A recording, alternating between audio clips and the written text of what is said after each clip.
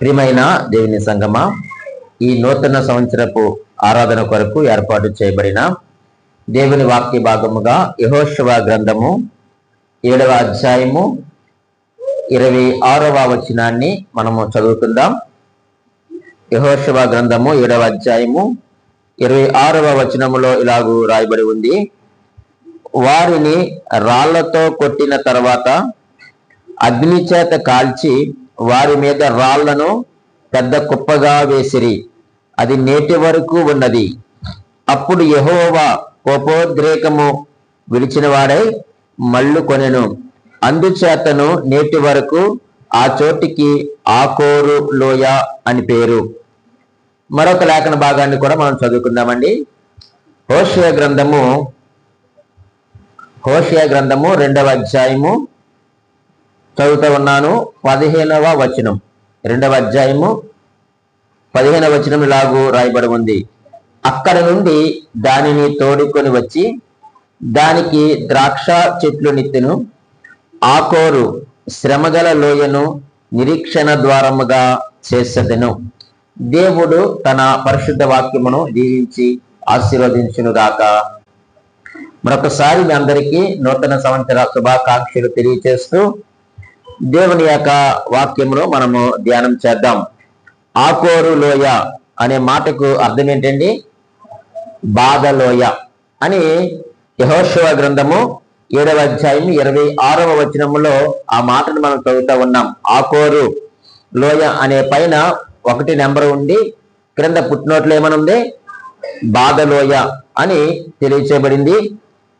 హోషేయ గ్రంథము 2వ అధ్యాయము 15వ వచనములో మనం చదువుతూ ఉన్నప్పుడు దేవుడు ఆకోరు లోయను అంటే శ్రమగల లోయను, బాధగల లోయను ఆయన ఎలా మార్చబోతున్నాడట?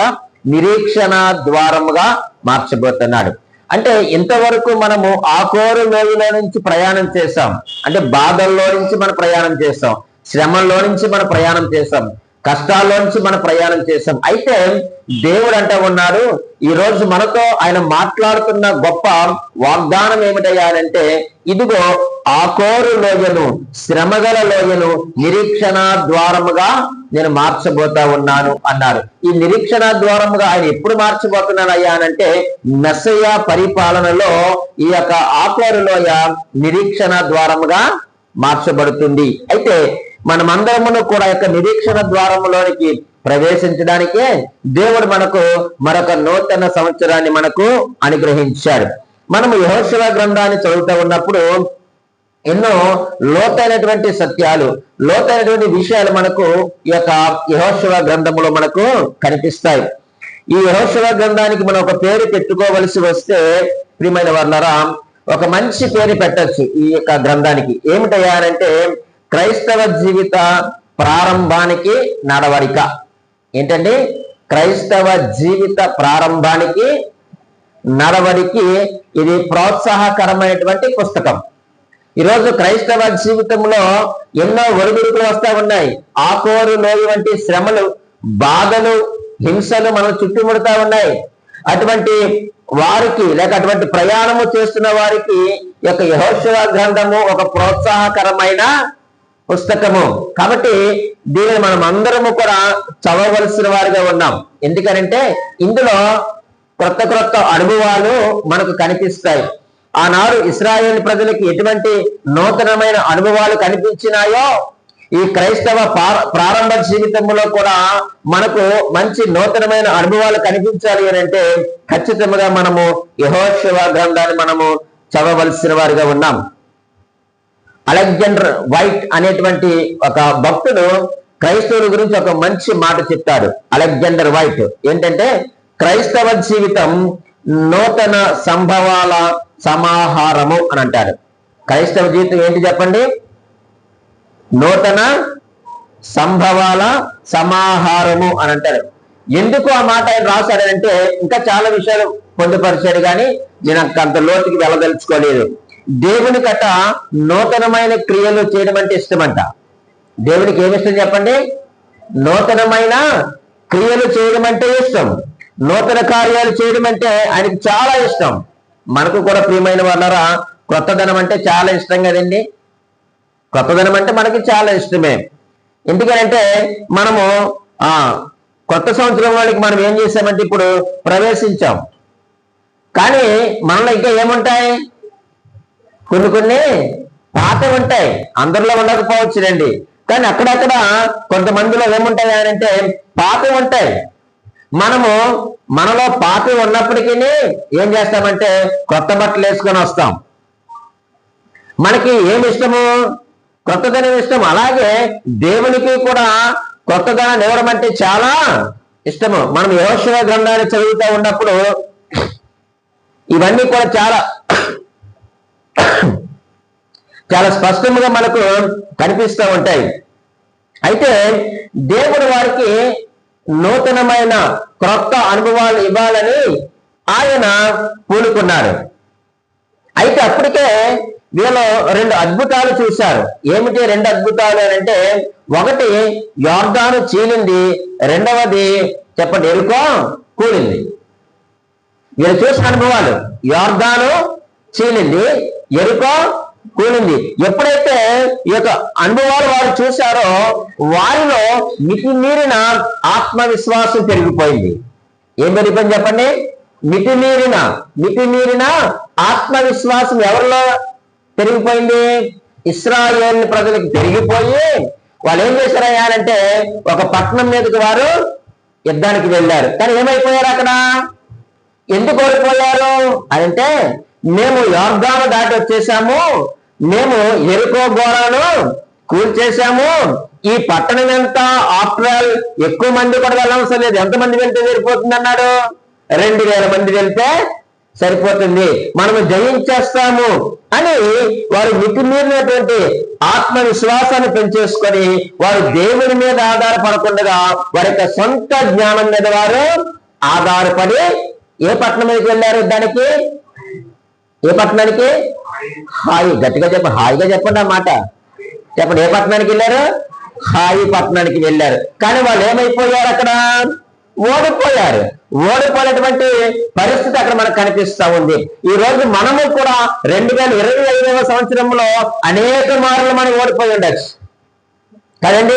ఎన్నో శ్రమల గుండా ఆ కోరు లోయల నుంచి మీరు ప్రయాణం చేసి ఉండొచ్చు. కానీ ఈ రోజు నా దేవుడు ఏమంటున్నాడు అంటే, మీరు నా కొరకు ఎదురు చూస్తే మీరు నూతన బలము పొందుకుంటారు. మీరు నూతన బలం పొందుకుంటే మీరు విజయాన్ని సాధిస్తారు. విజయాన్ని సాధించి మీరు ఎక్కడికి వస్తారంటే నిరీక్షణ ద్వారములోనికి మీరు ప్రవేశిస్తారని చాలా స్పష్టంగా దేవుడు మనతో మాట్లాడుతుండగా, ఒకవేళ ఇంకా నువ్వు ఆ కోరు లోయలో ఉంటే దాన్ని విడిచిపెట్టు, ఆయన కొరకు నువ్వు ఎదురు చూడు.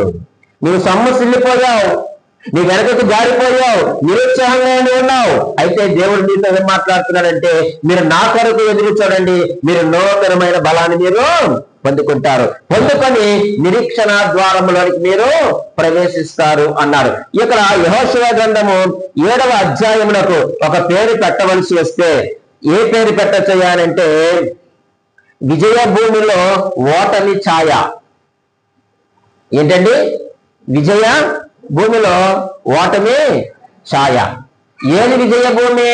కనాను విజయ భూమి. అక్కడేమి ఓటములు ఉండవు. దేవుడు ఓడించడానికి లేకపోతే వారిని బానిసలు చేయడానికి ఆయన కనాను దేశానికి ఆయన తీసుకొని రాలేదు.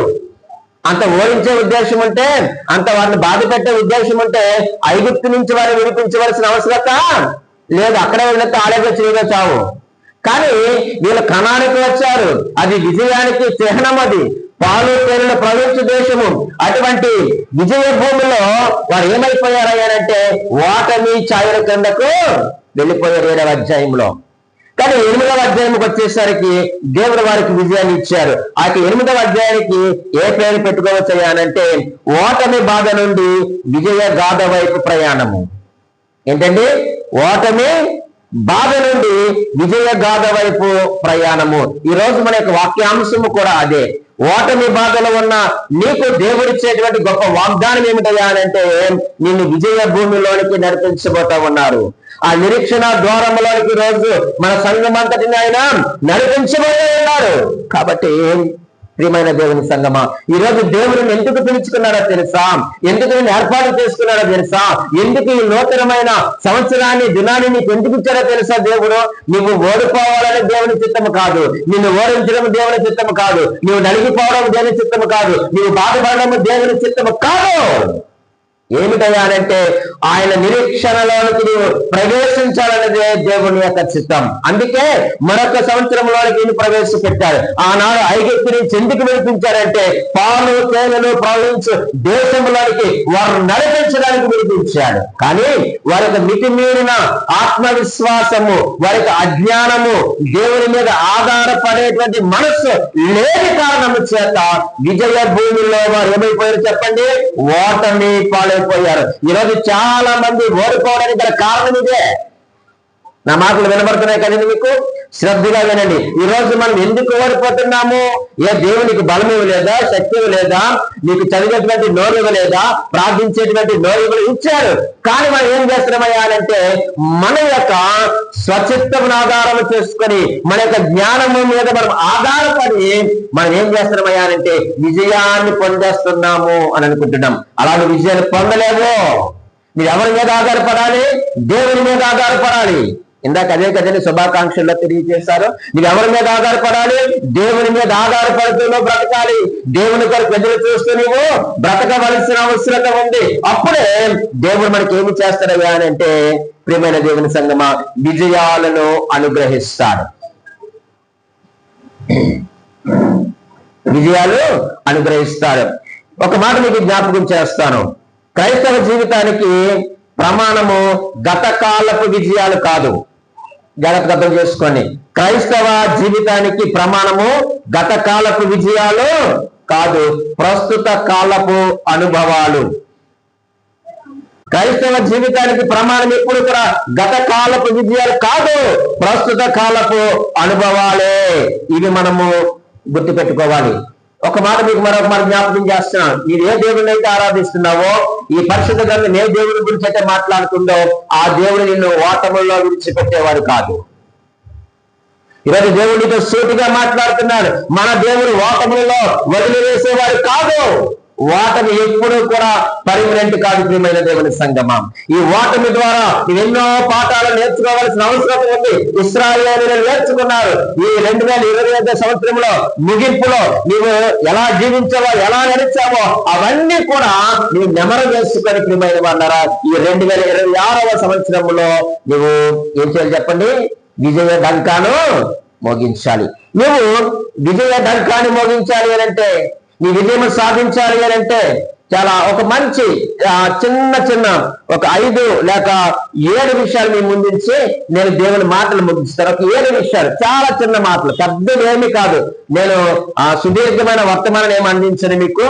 మనం విజయం సాధించాలి అంటే, ఆ నిరీక్షణ ద్వారంలోనికి మనం ప్రవేశించాలి అంటే, లేక దేవుని కొరకు ఎదురు చూసి ఆ నూతనమైన బలము నీవు నేను పొందుకోవాలి అంటే ఒక 7 విషయాలు నేను ముందుంచుతాను. వాటిని అన్నిటిని కూడా యెహోషువ గ్రంథము నుంచే నేను మీకు తెలియజేస్తాను. రండి. మొట్టమొదటిగా మనం విజయము సాధించాలి అంటే ఏమి చేయాలి అంటే యెహోషువ గ్రంథము 7వ అధ్యాయము 6వ వచనము నుండి 15వ వచనము వరకు ఉన్న సారాంశము మనకి ఏమి నేర్పిస్తున్నాయనంటే దేవుని సన్నిధిలో విచారణ చేయాలి. మొట్టమొదటి ఏంటి చెప్పండి? నీవు విజయము సాధించాలి అంటే, నీవు గెలవాలి అనంటే, ఆ నిరీక్షణ ద్వారములోనికి నీవు ప్రవేశించాలి అనంటే దేవుని సన్నిధిలో మనము విచారణ చేయవలసిన వారిగా ఉన్నాం. 7వ అధ్యాయము 6వ వచనాన్ని చదువుతున్నాను చూడండి. యెహోషువ తన బట్టలు చింపుకొని తానును ఇశ్రాయేలీయుల పెద్దలను సాయంకాలము వరకు యెహోవా మందసము ఎదుట నేల మీద ముఖము మోపుకొని తలల మీద ధూళి పోసుకొనుచు, అయ్యో ప్రభువా యెహోవా మమ్మను నశింప చేయనట్లుగా అనే మాటలు మనం చూస్తూ ఉన్నాం. ఈ వచనాలు మీరు ఇంటి దగ్గర చదవండి. తర్వాత నేను అన్ని వివరించలేను, కానీ 6 నుంచి 15 వచనాల సారాంశం ఏమిటో చెప్పమంటారా? వారు దేవుని సన్నిధిలో విచారణ చేస్తా ఉన్నారు. ఎందుకు విచారణ చేస్తా ఉన్నారు? ఎందుకు దేవుని సన్నిధిలో కూర్చున్నారు? ఎందుకు వారు అక్కడ మొరపెడుతున్నారా అంటే వారికి అపజయం వచ్చింది. వారికి ఏమొచ్చింది? అపజయం వచ్చింది. ఈరోజు మన జీవితాల్లో కూడా ఎన్నో అపజయాలు, ఎన్నో ఎత్తు పల్లాలు మన జీవితంలో ఉన్నాయి. అయితే ఈ రోజు ప్రియమైన వాళ్ళరా, వాటిని చూసి నువ్వు కృంగిపోవద్దు. నీకు అపజయం వచ్చినప్పుడు, నీకు ఓటమి వచ్చినప్పుడు నువ్వేం చేయాలంటే నువ్వు దేవుని యొక్క మందసం దగ్గర రావాలి. దేవుని యొక్క సన్నిధిలోనికి నువ్వు రావాల్సిన అవసరం ఉంది. నువ్వు గెలవాలనుకుంటే, నువ్వు విజయం సాధించాలి అనుకుంటే, ఈ రోజు నువ్వు చేయవలసిన పని ఏమిటయ్యాలంటే దేవుని ముందు నువ్వు కూర్చో. ఎక్కడ కూర్చోవాలి మనం చెప్పండి? దేవుని ముందు నువ్వు కూర్చోవాలి. ఈరోజు యవన బిడ్డలారా, దేవుని వాక్యం మీరు చాలా శ్రద్ధగా వినాలి. యవన స్త్రీలారా, పెద్దలారా, పురుషులారా, ప్రతి ఒక్కరూ కూడా నీ విజయం సాధించాలి అని అంటే ఖచ్చితంగా నువ్వు ఎక్కడికి రావాలి అంటే దేవుని ముందు నువ్వు కూర్చో. వారు ఎప్పటి నుంచి ఎప్పటి వరకు కూర్చున్నారట? ఉదయం నుండి సాయంకాలం వరకు వారు దేవుని సన్నిధిలో వారు కూర్చున్నారట. వారు కూర్చొని వారి యొక్క ముఖాలు నేల మీద మోపుకొని తమ తలల మీద ధూళి పోసుకొని అయ్యో ప్రభువా అని వారు ఏమి చేస్తున్నారు అంటే దేవుని సన్నిధిలో వారు మొరపెడతా ఉన్నారు. ఈ రోజు అట్టి మొరలు పెట్టేటువంటి అనుభవం మనకు రావాలి. అటువంటి ప్రార్థనా జీవితం మనకు రావాలి. శ్రమ వచ్చినప్పుడు నాకే రావాలని కృంగిపోవద్దు. బాధ వచ్చినప్పుడు నాకే రావాలని కృంగిపోవద్దు. అయ్యో ప్రభువా నువ్వు అనుమతించాలి అంటే ఏదో రీజన్ ఉంటుంటే తప్ప నువ్వు రీజన్ లేకుండా ఎప్పుడు కూడా శ్రమలకు నువ్వు అనుమతించవు అని నువ్వు ప్రభు దగ్గర దేవుని సన్నిధిలో ఆయన మందసం ముందు నువ్వు కూర్చోగలిగితే ఖచ్చితంగా దేవుడు నీకు నూతనమైన బలాన్ని ఇస్తాడు. ఆ బలము పొందుకొని మనం నిరీక్షణ ద్వారములోనికి ప్రవేశిస్తాం. అందుకే దేవుడు ఈ 2026వ సంవత్సరాన్ని మనకు అనుగ్రహించాడు. ఆ యొక్క గత కాలపు ఆ విజయాలు మర్చిపో, ఆ ఓటములను మర్చిపో, అవమానాలను మర్చిపో, నిందలను మర్చిపో, బాధలను మర్చిపో. దేవుడు ఈరోజు నీకు ఏమంటున్నాడు అంటే నేను నీకు విజయాన్ని ఇవ్వడానికే నేను బ్రతికించాను అంటున్నాడు. నిన్ను అందరం ఎక్కించడానికే నేను నిన్ను బ్రతికించాను. అయితే నీకు చేయవలసిన పని ఏమిటయ్యానంటే నువ్వు నా సన్నిధికి వచ్చి నీ విచారణ చేయి. ఈరోజు దేవుడు నీతో మాట్లాడుతున్న మాట ఏమిటయ్యానంటే నా కుమారుడు నా కుమార్తె నువ్వు నా సన్నిధిలో విచారణ చేయి, నేను నీకు విజయాన్ని ఇస్తానన్నాడు. చూడండి, రెండవదిగా నీ విజయం సాధించాలి అంటే యెహోషువ గ్రంథము 7వ అధ్యాయము 16వ వచనము నుండి 26వ వచనము వరకు ఉన్న సారాంశం మనకి ఏమి తెలియజేస్తాయనంటే శత్రువుతో కఠినముగా వ్యవహరించు. నీ విజయం సాధించాలి అంటే శత్రువుతో ఎలా వ్యవహరించాలి? మనము కఠినముగా వ్యవహరించాలి. గొలియాతు ఎలా వ్యవహరించాడు? చాలా కఠినముగా వ్యవహరించాడు. నేనేమైనా కుక్కర్ అనుకుంటున్నావా? కర్ర పట్టుకొని వస్తా ఉన్నావు, మీలో బలవంతుడు లేడా, నువ్వు వచ్చేదట్రా పిల్లబచ్చా అని చాలా కఠినంగా వ్యవహరించారు కదండి. ఈరోజు మనము కూడా శత్రువులు ఎలా ఉండాలి అంటే చాలా కఠినంగా మనం వ్యవహరించాలి. ఉదాహరణకు ఇప్పుడు మన యొక్క మందిరంలోనికి ఒక పాము వచ్చింది అనుకోండి, లేక మన ఇంట్లోనికి ఒక పాము వచ్చింది అనుకోండి, ఎలా చేస్తావో దాన్ని ఎలా పంపిస్తావు? లోపలికి వెళ్ళి ప్లీజ్ ప్లీజ్ పామా, స్నేకా, రక్త పింజరా, నువ్వు బొస్సు కొట్టక, దయచేసి నువ్వు బయటకు వెళ్ళిపోమ్మా ప్లీజ్ అమ్మా అంటావా? అలాగంటారండి మీరు ఎవరైనా? ఇంట్లోకి పాము వస్తే మీరు ఏం చేస్తారు? ముందు చెవుని క్యాకేసి ఎత్తు ప్రదేశాలకు ఎక్కేస్తారు, ఏమంతం ఎక్కేస్తారు ముందు. మీరు ఆ మాట కూడా మీరు పలకలేరు, ఎందుకని అంత భయం మీకు. మరి పాము వచ్చినప్పుడు లోపలికి అమ్మా ప్లీజ్ ప్లీజ్ ప్లీజ్ జనవరి 1 వెళ్ళిపోమని బొద్దుగిస్తావా? బొద్దుగించావు కదా. సరిగ్గా అక్కడ ఉన్న కావిడి బద్ద తీసుకొని నడినెత్తి మీద ఒక దెబ్బ వేస్తాము. పాముకున్నటువంటి స్వభావం ఏంటంటే ప్రియమైన వాళ్ళరా, విషాన్ని వదలలేని స్వభావం పాముకుందట.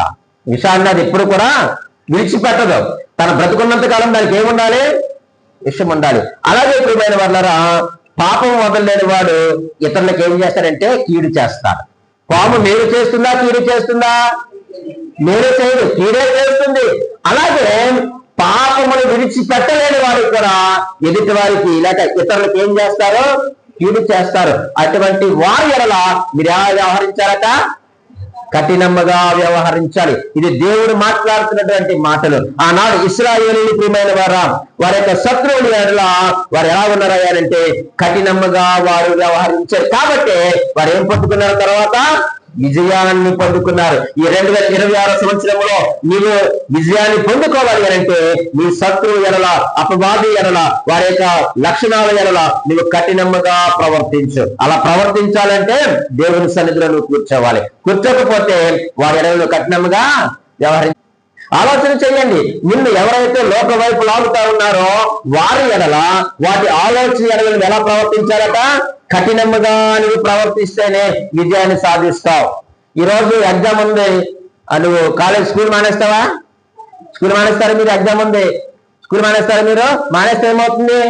ఎగ్జామ్ పోతుంది. ఎగ్జామ్ పోతే మీరు ఫెయిల్ అయిపోతారు.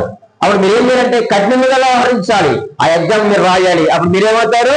పాస్ అవుతారు. అలాగే నీవు నిరీక్షణ ద్వారంలోనికి ప్రవేశించాలి అని అంటే శత్రువులతో కఠినంగా ఉండాలి. చాలండి. మూడవదిగా మనం ఆలోచన చేస్తే నీ విజయాన్ని పొందాలి అని అంటే ప్రియమైన వారులారా, దేవుని నుండి ప్రోత్సాహం పొందాలి. విజయం పొందాలంటే లేక విజయం సాధించాలంటే దేవుని నుండి నీవు ప్రోత్సాహము నువ్వు పొందాలి. చూడండి, యెహోషువ గ్రంథం 8వ అధ్యాయము చదువుతా ఉన్నాను నేను ఈ మాట. ప్రియమైన వారులారా, మొదటి వచనంలో ఇలాగూ రాయబడి ఉంది, మరియు యెహోషువతో ఇట్లనెను, భయపడకము, జరియకము, యుద్ధ సన్నద్ధులై వారినందరిని తోడుకొని చెప్పండి, హాయి మీదకి పొమ్ము. చూడుము, నేను హాయి రాజును, అతని జనులను, అతని పట్టణములను, అతని దేశమును నీ చేతికి అప్పగించుచున్నాను అన్నారు. ఈ రోజు దేవుడు నీతో మాట్లాడే మాట ఏంటో తెలుసా? నీవు నా యొద్ద నుంచి ప్రోత్సాహాన్ని పొందు.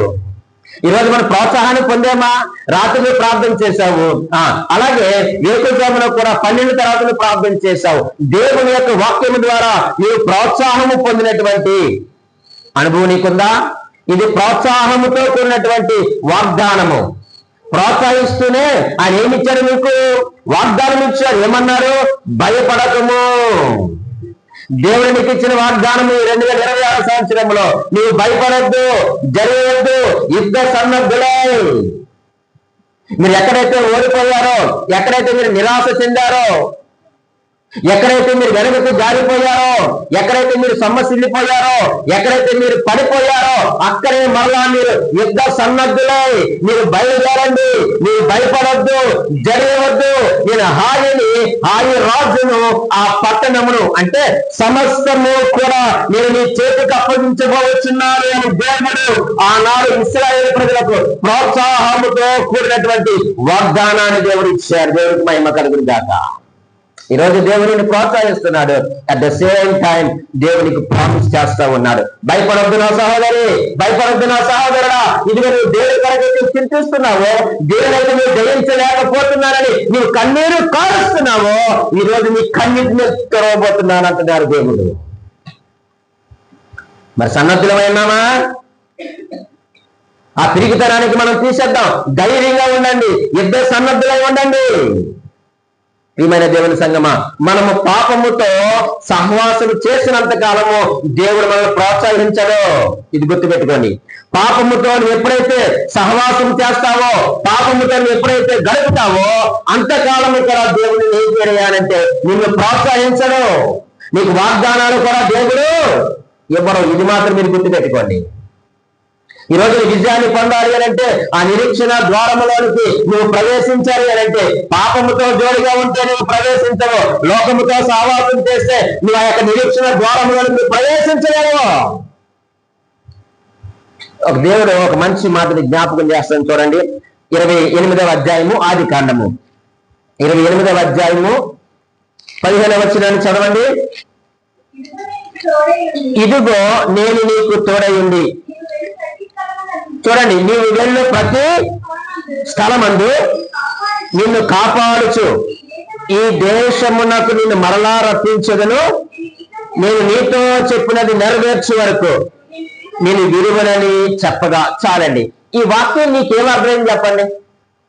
మనకేమర్థమైందంటే నేను చెప్తున్నాను, మాకేమర్థమైందో ఆయన తోడుంటాడని అర్థమైంది. మనం ఎక్కడికి వెళ్తే అక్కడికి తోడుంటాడట, మనం ఎక్కడికి వెళ్ళి అక్కడ కాపాడుతాడట, మన దేశానికి రప్పిస్తాడట, ఇచ్చిన మాట నెరవేరుస్తాడట, నేను విలువని చెప్పాను. ఇదే కదా మనకు అర్థమైంది. అంతే కదండి. మాట్లాడండి మీరు. కానీ మీకు ఇంకా అర్థమైనా చెప్పమంటారా? ఆయన అంటున్నాడు, నువ్వు నన్ను కాదని నువ్వు వేరే మార్గంలోకి వెళ్ళావనుకో నీ కాలు ఎరగొట్టి మళ్ళీ లోపలికి రప్పిస్తాను. అది ఆయన చెప్పిన మాట. నేను విడువను ఎనబాయును, నీ వెళ్ళు స్థలంలో నీకు తోడుండి ఆయన నేను చెప్పినది నెరవేర్చే వరకు నేను విడవను అన్నాడు దేవుడు. అది మనం అందరం చేసుకోవాలా, అది మనం బుర్రలో పెట్టుకోవాలా. అంటే అర్థం ఏంటి? కొన్ని మార్లు మనం ఏం చేస్తాం చెప్పండి? ఆయన మాట వినకుండా మన సొంత నిర్ణయాలు తీసుకుంటాం. అప్పుడు ఏం చేస్తారు దేవుడు? ఒక లెంపకాయ కొట్టి నువ్వు ఆ మార్గము కాదు ఈ మార్గము, ఎందుకు నువ్వు కొట్టులాగుతున్నాడు అంటే ఆయన చెప్పింది నెరవేరుస్తాడు. ఆయన చెప్పి మాట తప్పే దేవుడు కాదు. ఆయన వాగ్దానము చేస్తే ఆ వాగ్దానము నీ జీవితంలో నెరవేర్చే దేవుడు. నీకు ఎక్కడికంటే పారిపో. మనందరికీ తెలిసినటువంటి మన సహోదరుడు ఎవరు చెప్పండి? యోనా. ఎక్కడికి పారిపోతున్నాడు? నినివేకి వెళ్ళమంటే పారిపోతుంటే వదిలేశాడండి? వదలలేదు. తన కొరకు మొత్తం సముద్రాన్ని కూడా అల్లకల్లోలం చేశాడు. తిరిగి మరలా తన దారికి తెచ్చుకున్నారు. దేవుడు తనకు వాగ్దానం చేసేది నెరవేర్చే వరకు అది నేనైనా మీరైనా దేవుడు మనల్ని విడిచిపెట్టాడు. అదే దాని అర్థం ప్రియమైన వాళ్ళరా. అందుకే మనము దేవుడి నుంచి ప్రోత్సాహం పొందడం అంటే, వాగ్దానం పొందడం అంటే అంత ఆశామాసేమీ కాదు. వాగ్దానం పొందడం అంటే ఆ వాగ్దానం ఇచ్చిన దేవుడు నెరవేర్చే వరకు నీవే మార్గంలో వెళ్ళినా నిన్ను కొత్త లాక్కొస్తాడు, లేకపోతే దెబ్బ పడతాడు. ఒకవేళ లేదు నేను అలాగే పరిగెడతానంటే త్వరకుంటే ఏం చేస్తారు చెప్పండి? ఇంగ్లీష్ బైబిల్లో యాకోబు విషయంలో త్వర మీద కొట్టిన మాట టచ్ అని ఉంది. ఒరే టచ్ చేస్తేనే ఆయన మెక్కాడే, కొడితే ఏమైపోను యాకోబు చెప్పండి ఒకసారి. దేవుడు టచ్ చేస్తేనే తుంట ఏమైపోయిందట, జారిపోయిందట. మరి కొట్టే అసలు కనిపించాం, ఈ విశ్వం ఆఖరికి వెళ్ళిపోతాం. చూడండి దేవుడు ఎంత గొప్పవాడో. తన యొక్క వాగ్దానము నెరవేర్చుకోవడానికి ప్రియమైన వాళ్ళరా, మీతో ఏదైతే చెప్పాడో, ఏదైతే ప్రామిస్ చేశాడో, ఏదైతే వాగ్దానము చేశాడో, ఏదైతే ప్రోత్సాహం ఇచ్చాడో దాన్ని నెరవేర్చడానికి నువ్వు ఎక్కడికి తిరిగినా నిన్ను కొట్టి భయపెట్టి బెదిరించి, అమ్మో దేవుడు బెదిరిస్తారా? ఖచ్చితంగా బెదిరిస్తాడు. ఆ టైం వస్తే నిన్ను ఆయనే భయపెడతాడు. బిలామును ఏం చేశాడు? బిలామును ఏం చేశాడు చెప్పండి? గాడిద మీద వెళ్తా ఉంటే దేవుని దూత ఎక్కడున్నాడు? దారికి మధ్యలో నిలబడి ఉండగా ఈయన మనోనేత్రాలు వెలిగించబడలేదు కానీ గాడిద చూసిన ప్రియమైన దేవుని సంగమా, కొన్ని మార్లు గాడిదతో కూడా బుద్ధి చెప్పిస్తాడు దేవుడు. జాగ్రత్త. గాడిదని కూర్చున్న గాడిదతో మోస్తున్న గాడిద మాట్లాడుతూ ఉంది, ఒరే నాయనా నా ఎదురుగా దేవుని దూత ఉన్నాడు, ఖడ్గం పట్టుకొని చూడు. జగత్ ప్రియమైన దేవుని సంగమా, వాగ్దానాలు పొందుకోవడం అంత ఆశమాచేమి కాదు. దేవుడు వాగ్దానం ఇచ్చాడంటే దాన్ని నెరవేర్చే వరకు నువ్వు విడిచిపెట్టే దేవుడు. కాబట్టి మన విజయం పొందాలి అంటే దేవుని నుండి మనము ప్రోత్సాహము పొందుకోవలసిన వారుగా ఉన్నాం. నాలుగవదిగా మనం ఆలోచించేద్దాం. నాలుగవదిగా ఆలోచన చేస్తే మరలా యెహోషువ గ్రంథము 8వ అధ్యాయము 10 నుంచి 12 వచనాల్లో ఉన్న సారాంశం ఏమిటయ్యానంటే దేవుని సమయము కొరకు కనిపెట్టడం. ఏంటండి? దేవుని సమయము కొరకు కనిపెట్టాలి. చూడండి, నేను చదువుతూ ఉన్నాను ఆ మాటలు. 8వ అధ్యాయము 10వ వచనంలో ఈ మాట రాయబడి ఉంది. ఉదయమున యెహోషువ వేకువన లేచి జనులను వ్యూహపరిచి తానును ఇశ్రాయేలీయుల పెద్దలను జనులకు ముందుగా హాయి మీదకి పోయిరి. ఆ తర్వాత మనం చదివితే 12వ వచనంలో చివరి మాట చూడండి. పడమటి వైపున బేతేలునకు హాయికిని మధ్యను పొంచి ఇందుటకు ఉంచెను అనే మాట మనం చూస్తా ఉన్నాం. వారిని అందరినీ కూడా యుద్ధ సన్నద్ధులే బయలుదేరి వారు ఏం చేస్తున్నారట? పొంచి ఉన్నారట. ఎందుకు పొంచి ఉన్నారు? సమయము కొరకు వారు ఎదురు చూస్తున్నారు. ఈ రోజు మన జీవితాల్లో ఏదైనా జరగకపోతే మనం తర్జన పడిపోతామండి, మల్ల గుల్లాలం అయిపోతామండి, చాలా క్రింద మీద పడిపోతాం. ఎందుకు జరగలేదు, ఎందుకు అవ్వలేదు? దేవుని వాక్యం ఏమి సెలవిస్తూ ఉంది? దేవుని సమయము కొరకు కనిపెట్టు. తగిన సమయమందు దేవుని నిరీక్షణ ద్వారంలోనికి నడిపిస్తాడు. అంతవరకు మనం ఏం చేయాలట? దేవుని సమయము కొరకు ఎదురు చూడాలి. ఎవరి బిడ్డలు పబ్లిక్ ఎగ్జామ్ రాసిన తర్వాత చాలా ఫ్రీ అయిపోతారు. ఎంత అంత ఫ్రీ కాదు. ఇంకా నా అంత మనగాడు మొగాడు లేరనుకొని వీళ్ళు, నా అంత క్వీన్ లేరని వీళ్ళు తగిదైపోతారు. కానీ వారికి టెన్షన్ ఎప్పుడు వస్తూ ఉంటుంది చెప్పండి? పేపర్లో అనౌన్స్మెంట్ కానీ, టీవీలో అనౌన్స్మెంట్ కానీ, వారికి సెల్ గ్రూప్ లో అనౌన్స్మెంట్ రాగానే ఇప్పుడు వాళ్ళు దేని కొరకు ఎదురు చూస్తారు? ఆ సమయం కొరకు వారు ఎదురు చూస్తారు. అప్పుడు వారి యొక్క అసలు బండారము, నిజస్వరూపం ఎప్పుడు బయటపడుతుంది? రిజల్ట్ వచ్చినప్పుడు. అలాగే వీళ్ళు ఏం చేస్తున్నారంటే ప్రియమైన దేవుని సంగమా, దేవుని సమయం కొరకు కనిపెడుతున్నారు. ప్రియమైన అక్క చెల్లి, అన్న తమ్ముడా, సహోదరుడా, నేను మీకు ప్రేమతో తెలియజేసేది ఏంటంటే దేవుని సమయం కొరకు కనిపెట్టండి. మీరు ఏదో సాధించాలని మీరు తొందరపడద్దు, తప్పుడు అడుగులు మనము వేయొద్దు. వాళ్ళు ఏదో చేద్దామనే ఇశ్రాయేలు ఆ రోజు తప్పుడు అడుగులు వేసి వారు ఓటమి పాలైపోయారు. విజయ భూమిలో ఓటమి ఛాయ ఎందుకు కనబడింది ఆ నీడ? ఈరోజు మన కుటుంబాల్లో ఎందుకు ఓటమి ఛాయ ఉంది? తొందరపాటు నిర్ణయాలు చాలా ప్రమాదము. సమయము కొరకు మనము కనిపెట్టుకొనవలసిన వారిగా ఉన్నాం. 4 విషయాలు చెప్పాను. 5వ విషయాన్ని మీ ముందు ఉంచుతాను.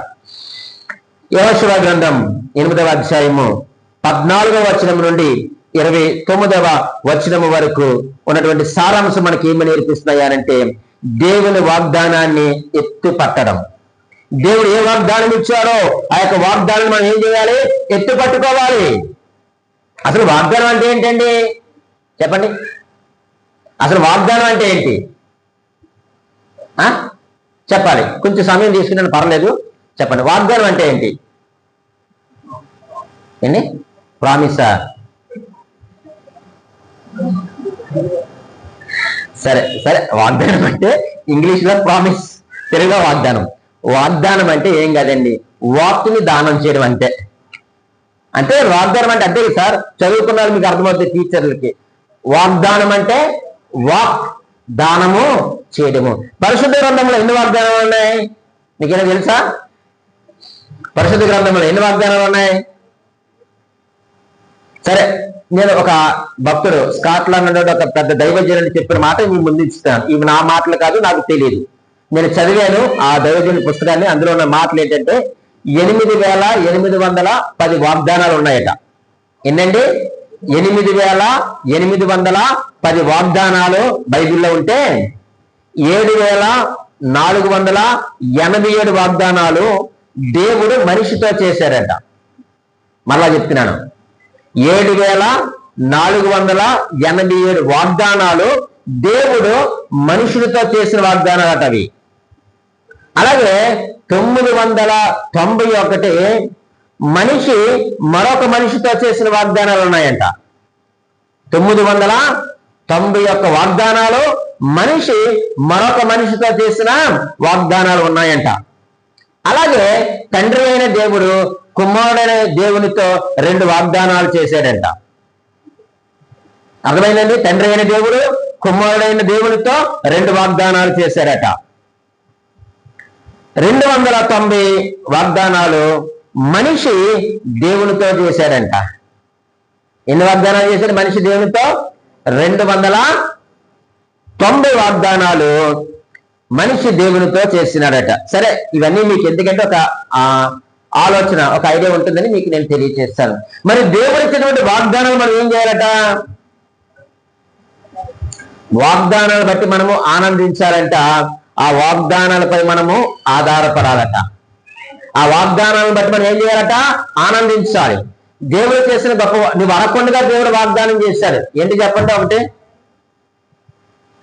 నువ్వు అడగకుండానే దేవుడు వాగ్దానం చేశాడు. ఒక వాగ్దానం ఏంటంటే దేవుడు లోకమును ఎంతో, నువ్వు అడిగేవా?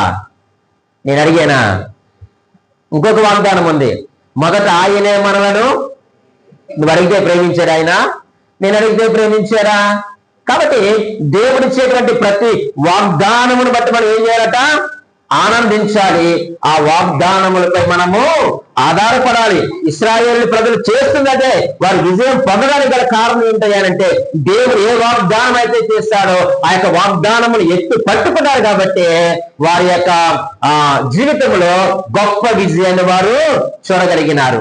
అందుకే కొరింథీయులకు రాసిన పత్రిక 2వ పత్రిక 1వ అధ్యాయము 20వ వచనంలో ఒక మంచి మాట రాయబడి ఉంది. చూడండి ప్రియమైన వాళ్ళరా, 1వ అధ్యాయం 20వ వచనంలో, దేవుని వాగ్దానములు ఎన్ని అయినను అన్నియు క్రీస్తునందు అవునన్నట్టుగానే ఉన్నవి గనుక మన ద్వారా దేవునికి మహిమ కలుగుటకై ఆయన వలన నిశ్చయములై ఉన్నవి. ఆమేన్.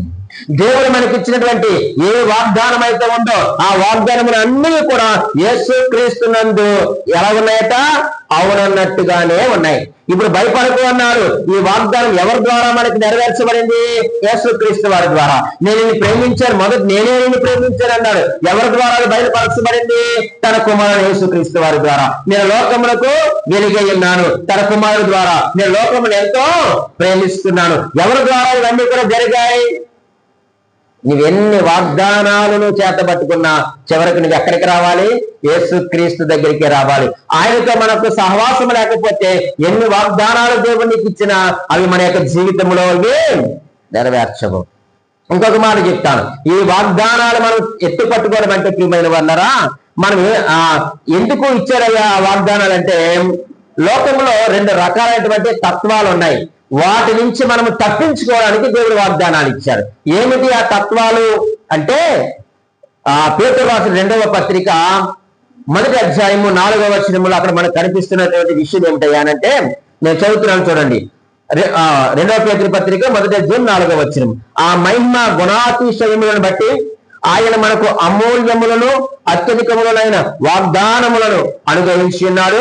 దురాశను అనుసరించుట వలన లోకమందున్న భ్రష్టత్వమును ఈ వాగ్దానముల మూలముగా మీరు తప్పించుకొని దేవ స్వభావమునందు పాలివారగునట్లు వాటిని అనుగ్రహించాను. చూడండి, ఎందుకు దేవుడు వాగ్దానం ఇచ్చాడు? ఈ లేఖన భాగం చదివితే మనకు చాలా బాగా అర్థమవుతుంది. ఈ లోకంలో 2 తత్వాలు ఉన్నాయి. మొదటి తత్వం ఏమిటయ్యా అంటే దుష్టత్వము. ఏంటండి? దుష్టత్వము. ఇది సాతాను వలన మనకు వచ్చినటువంటి తత్వము. రెండవ తత్వం ఏమిటంటే ఇది భ్రష్టత్వము. దీని నుంచి విడిపించబడుట అసాధ్యము, తప్పించబడుట అసాధ్యము. అందుకే దురాశను అనుసరించడం వలన లోకమందు భ్రష్టత్వము కలిగింది. ఈ భ్రష్టత్వం నుంచి నీవు నేను తప్పించుకోవడానికి దేవుడు ఏమి ఇచ్చాడు చెప్పండి? ఇప్పుడు చెప్పాలి. వాగ్దానాలు ఇచ్చారు.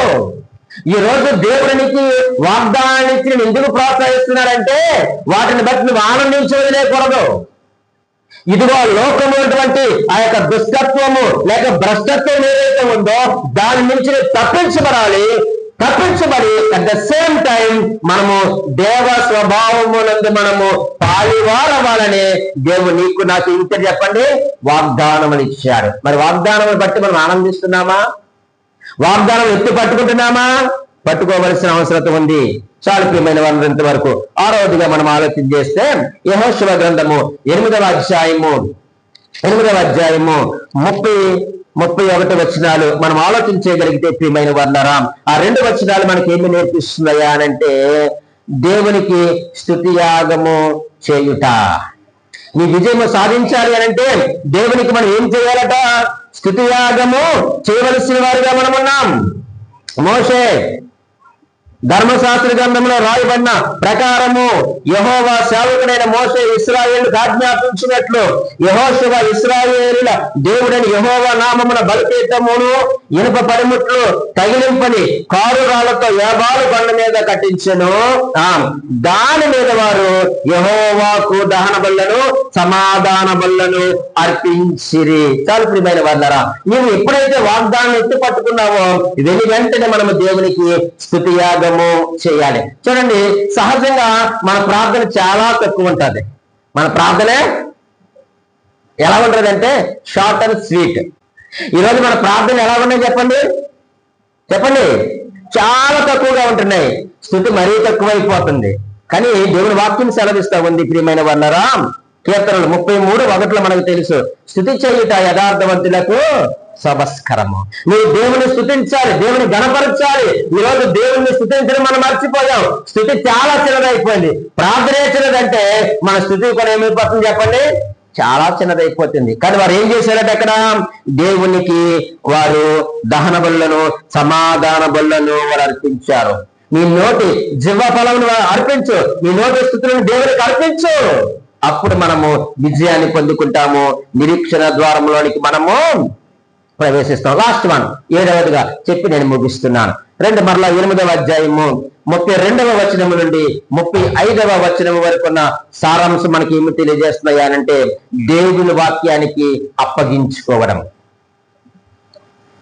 8వ అధ్యాయము 32వ వచనం నుంచి 35వ వచనం వరకు ఉన్న సారాంశం ఏమిటంటే దేవుని వాక్యానికి అప్పగించుకోవడం.